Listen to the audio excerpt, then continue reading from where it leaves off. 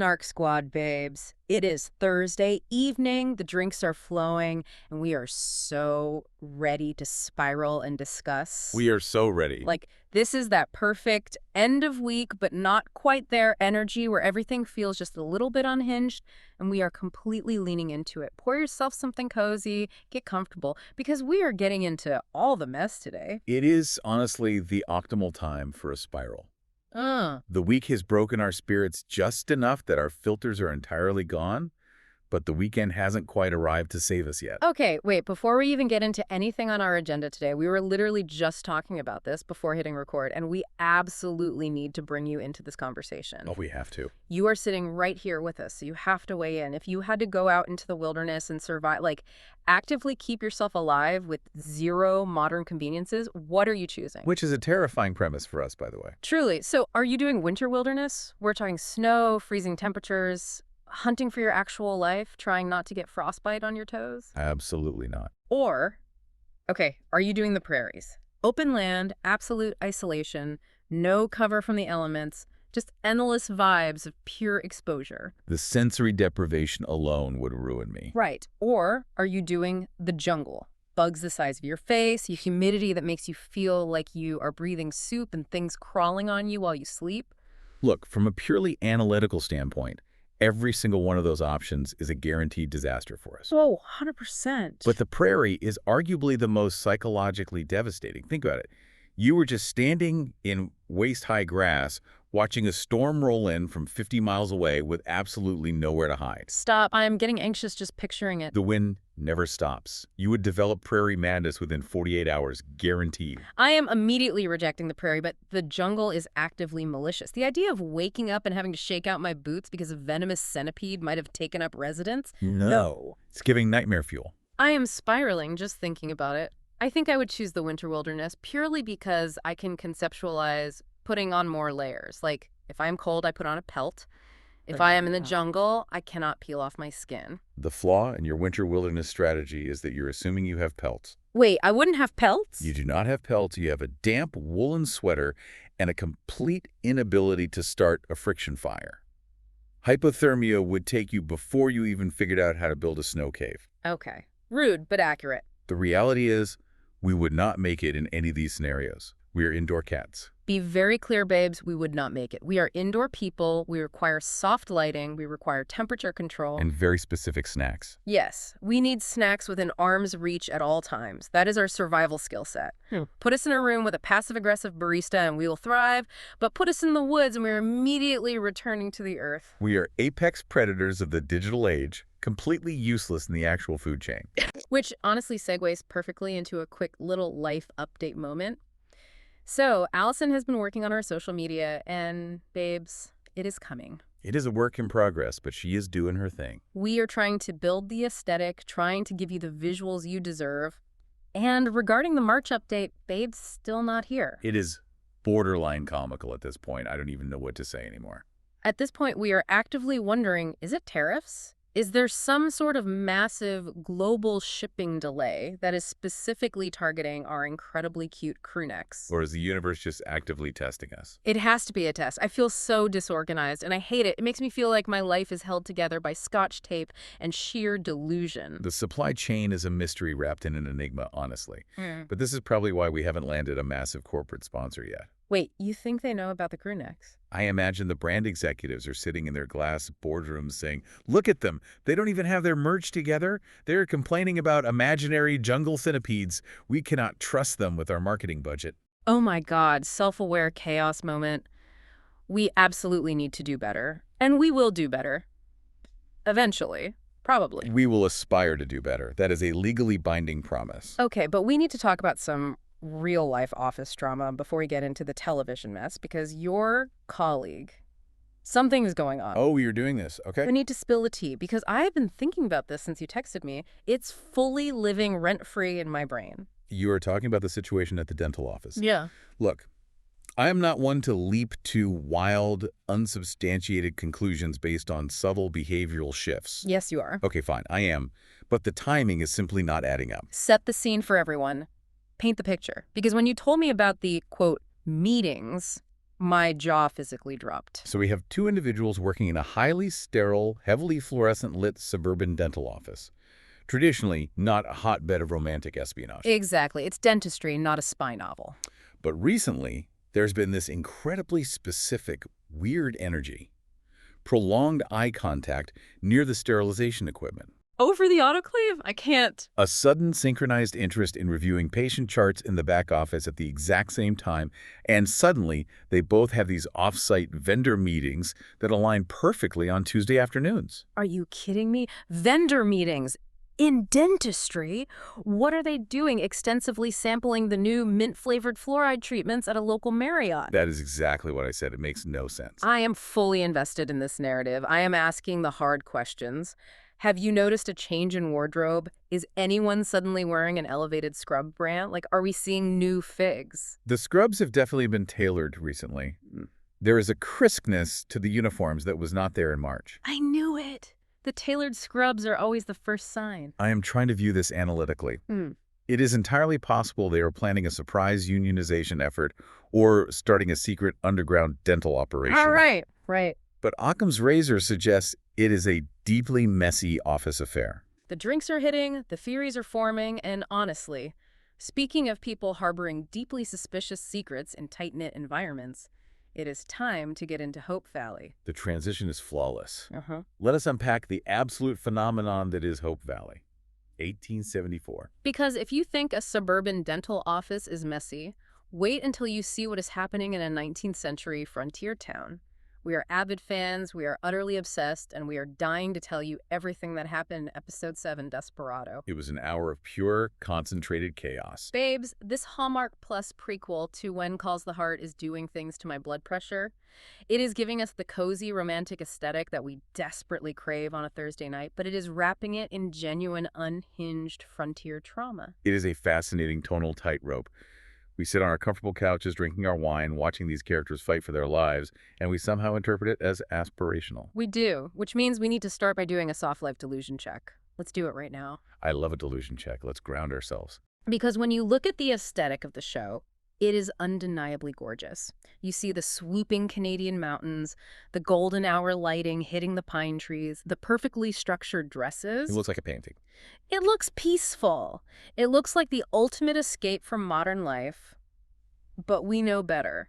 If we compare that peaceful aesthetic to the actual reality of creating the show and historically living in that era, the delusion shatters immediately. Completely shatters. Bethany Joy Lenz, who plays our absolute queen, Rebecca Clarke, gave this highly revealing interview to New Beauty magazine, and she stripped away the Hollywood glamour with surgical precision. Oh, she did not hold back at all. She basically said the physical toll, the reduction is a nightmare. She's talking about fighting the elements, working with unpredictable livestock. And the absolute misery of wearing heavy, wet costumes. Just thinking about wearing a wet wool skirt in the mud makes me want to spiral. And doing it in a period-accurate corset. In the interview, she detailed her survival kit for making it through a 14-hour shoot day, and the most telling item on her list was strategic hydration. Strategic hydration, babes, that is so bleak. Think about the physics of that. When your internal organs are compressed by boning and tightly laced ribbons, and you are buried under a chemise, bloomers, a petticoat, a skirt, and an apron, you cannot just casually drink a bottle of water. Because if you have to pee, it's an entire production. Exactly. The logistics of a bathroom break require a team of assistants and 20 minutes of downtime. You have to actively dehydrate yourself just to work. Strategic hydration is such a dystopian concept. It sounds like a military protocol, not a day at work playing a cute pioneer. It's grueling. I wear a romper on a night out, and I am complaining about the bathroom logistics. I cannot even fathom the corset situation. And that's just the clothing. She also mentioned using Dr. Barbara Sturm eye patches, taking scalding hot baths to literally unwind her seized muscles. Which, relatable, I do that after sitting in my ergonomic desk chair all day. And her #1 rule was prioritizing sleep above all else. Just surviving the shoot is an athletic feat. It really is. Which begs the question, what parts of this historical reality are actually appealing to us versus what would absolutely send us into a spiral? That's the core of the delusion check right there. I will tell you what is appealing to me. The lack of digital surveillance. The idea that if you make a mistake, you can just Pack a bag, move to a mountain town, change your name, and nobody can look you up online. That is the dream. Witness protection, but with better scenery. Exactly. But what would send me into a spiral? The hygiene. The complete lack of antibiotics. A paper cut could literally end your bloodline. Precisely. We crave the grit on screen because it makes the coziness feel earned. In our modern lives, our anxieties are abstract credit scores, unread emails, social media metrics. It's all mental exhaustion. Right. But the frontier drama externalizes the struggle. The problems are physical. A broken wagon wheel, a harsh winter, an armed man in your barn. Which brings us directly to the barn. Let's get into the absolute chaos of this episode. The hostage situation. Yes, we are in the barn with Rebecca and Tom Moore.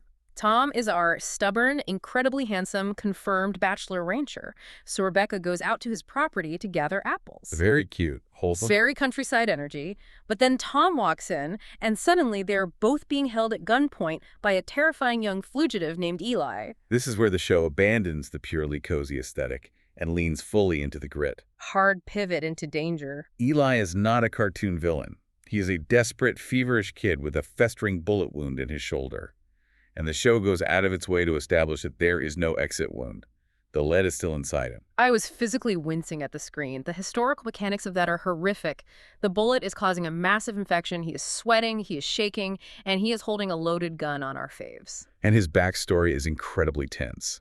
He claims he is a wild horse breaker who was cheated out of his pay by a wealthy rancher named Cal Fitzgerald. So Eli took a horse as compensation. Which in 1874 is essentially a capital offense. And now Fitzgerald has formed a posse of vigilantes to hunt him down and hang him. It is a textbook high-stakes pressure cooker.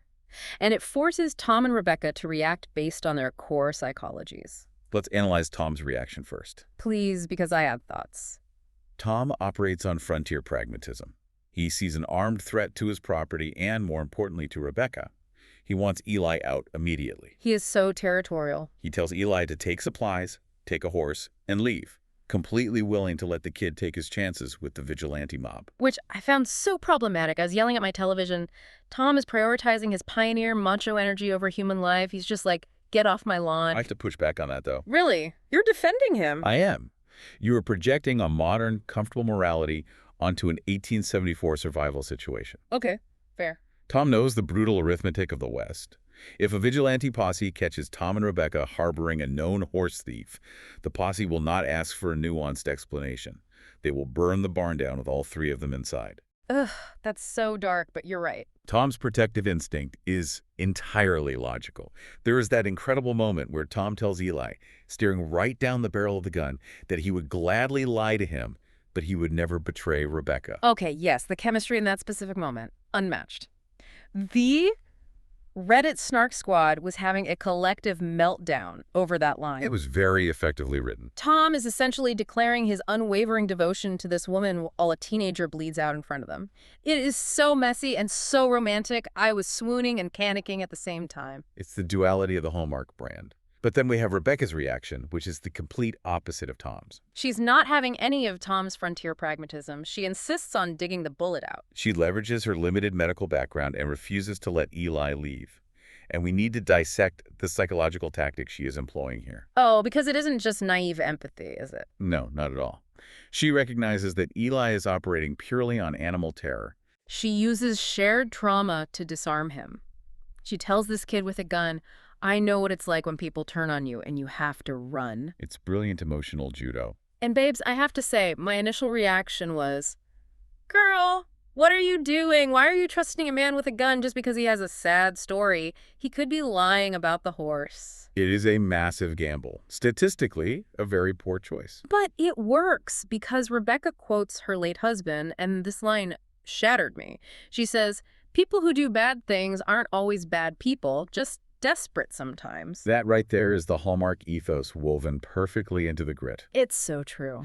By treating Eli as a frightened patient rather than a monstrous threat, she executes a textbook psychological de-escalation. Because if she had panicked, he would have panicked. Exactly. If she had mirrored the aggression of the vigilantes, Eli would have pulled the trigger. Her empathy is not a weakness. It is an active, highly effective survival skill. Okay, this is the perfect time for a quick round of pioneer or problematic. Oh, let's do it. Let's evaluate the cast members in this scenario. Are they giving wholesome pioneer energy, or are they low-key, chaotic, and problematic? Let's start with Tom Moore. Tom is walking a very fine line.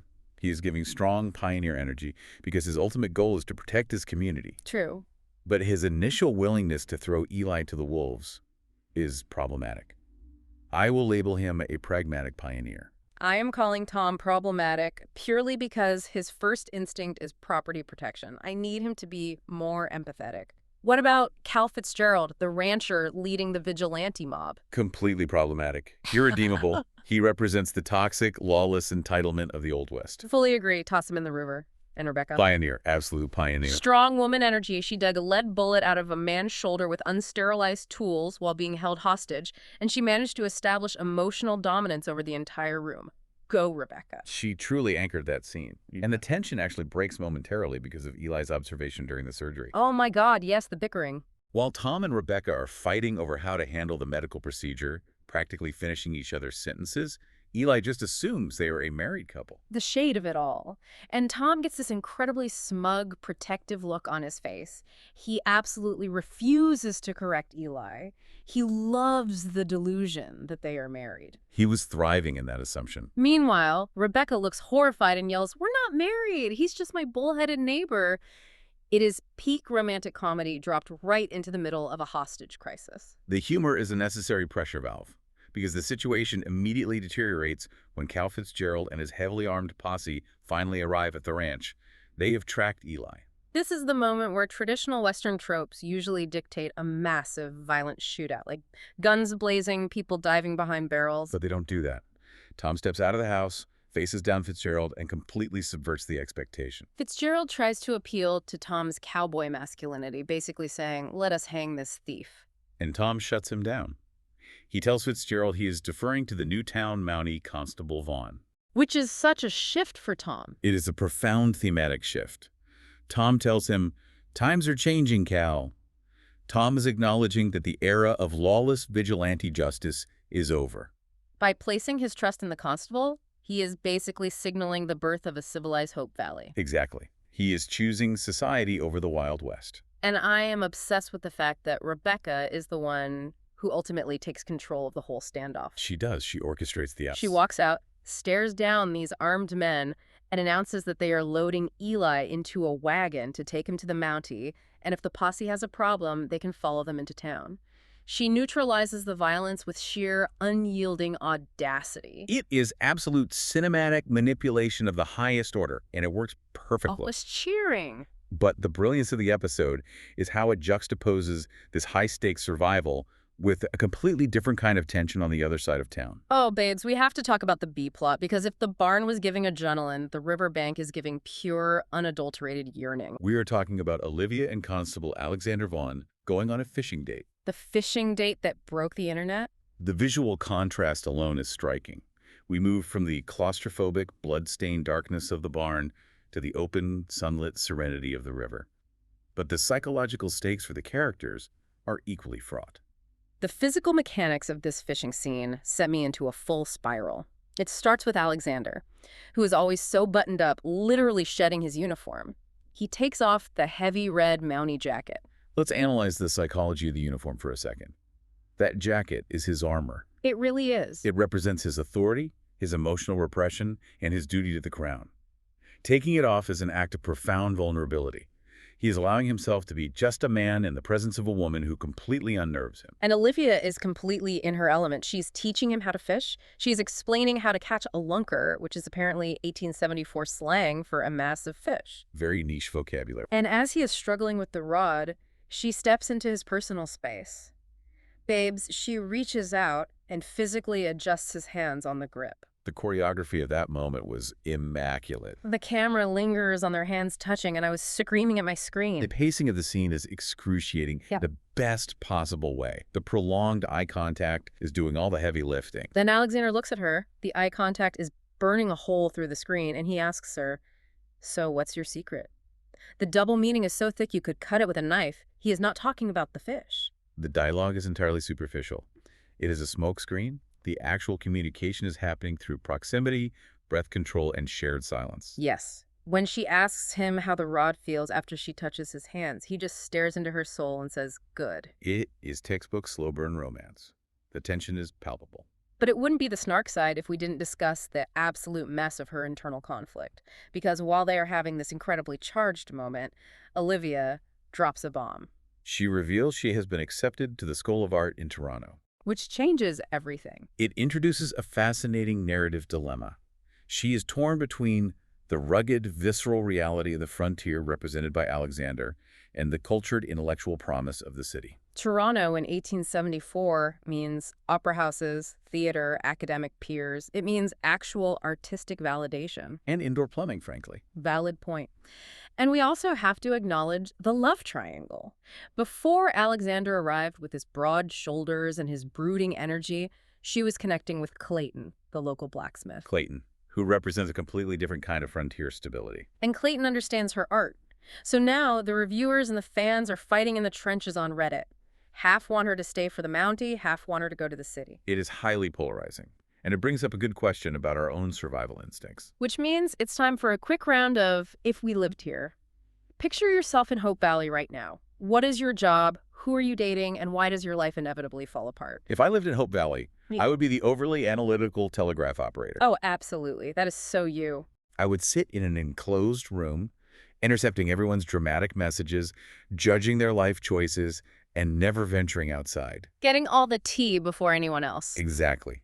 My life would fall apart because I would inevitably contract cholera from a contaminated telegraph key, or I would be run out of town for knowing too many secrets. You would definitely get run out of town. I would absolutely avoid the blacksmith love triangle. What about you? If I live in Hope Valley, I would be working at the Mercantile. I would be the town gossip, arranging the imported fabrics, and I would absolutely think I could fix a brooding man with a tragic past. You would try to fix Eli. I would, and my life would fall apart because I would try to wear a velvet corset during a July heat wave and pass out into a barrel of flour. I simply do not have the constitution for historical romance. You would need strategic hydration. I would need an IV drip, let's be real.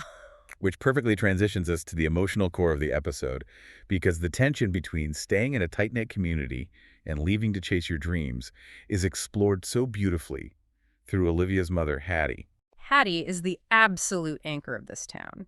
We see this play out in a deeply heavy subplot with Rachel. The postpartum storyline. Yes, Rachel just had baby Ned, and she is spiraling into severe postpartum exhaustion. Her partner, Lars, is off running the mess tent, making beans for 40 hungry prospectors and leaving Rachel completely isolated. The portrayal of Rachel's crisis is startlingly authentic. She is walking around in a daze, the baby will not stop crying because he is teething, and she confesses to Hattie that she feels like a terrible mother. In 1874, the isolation of motherhood was absolute. There is no formula to supplement feeding, no washing machines for soiled clothes, no central heating. The physical labor required just to keep an infant alive is staggering. It broke my heart, and Lars is absolutely useless in this scenario. He is prioritizing the economic survival of the town over the psychological survival of his wife. Like Lars, the beans can wait. He lacks the emotional intelligence for this situation. But Hattie, the mom boss of Hope Valley, steps in. She doesn't offer unsolicited advice. She physically takes the screaming baby from Rachel's arms. She tells Rachel that the first few months are just a blur and offers her this profound, judgment-free grace. This is a critical point. We often view frontier history through the lens of physical infrastructure, building cabins, laying railroad tracks, fighting outlaws. The masculine stuff. Right. But Hattie represents the emotional infrastructure of the community. Without women stepping in to distribute the psychological burden to provide safety nets for each other, these towns would collapse under the weight of their own harshness. Wait, I love that phrase, the emotional infrastructure. Unpack that a little more. Think about it. Yeah. The men are out panning for gold or shooting at horse thieves. They are interacting with the environment in a highly volatile, combative way. The women are the ones building the actual connective tissue of the society. That makes so much sense. Hattie stepping in to soothe Rachel's panic attack is an act of survival that is just as vital as Tom standing down the vigilantes in the barn. It is the communal safety net. It proves that rugged individualism is a complete myth. You cannot survive the frontier alone. You need an entire network of people holding you up. Precisely. And Hattie's philosophy culminates in this devastatingly beautiful scene later in the episode when Olivia finally tells her about the art school in Toronto.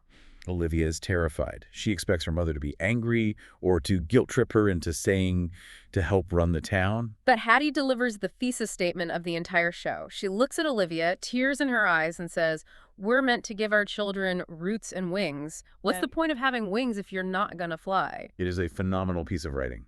Roots and wings. I have to admit, I was sobbing on my couch.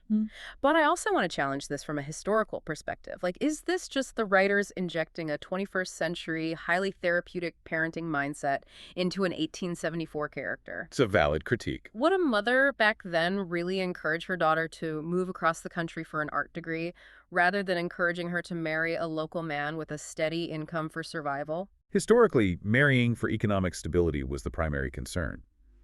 But the show argues that Hattie is exceptional precisely because she recognizes that mere survival isn't enough. She wants more for her daughter. She has spent her life putting down brutal, difficult roots so that Olivia has the privilege of self-actualization. Letting her daughter get on a train, knowing she might catch typhoid or a train might derail, requires an immense, selfless strength. It is the ultimate act of maternal sacrifice. Oh, it's so good.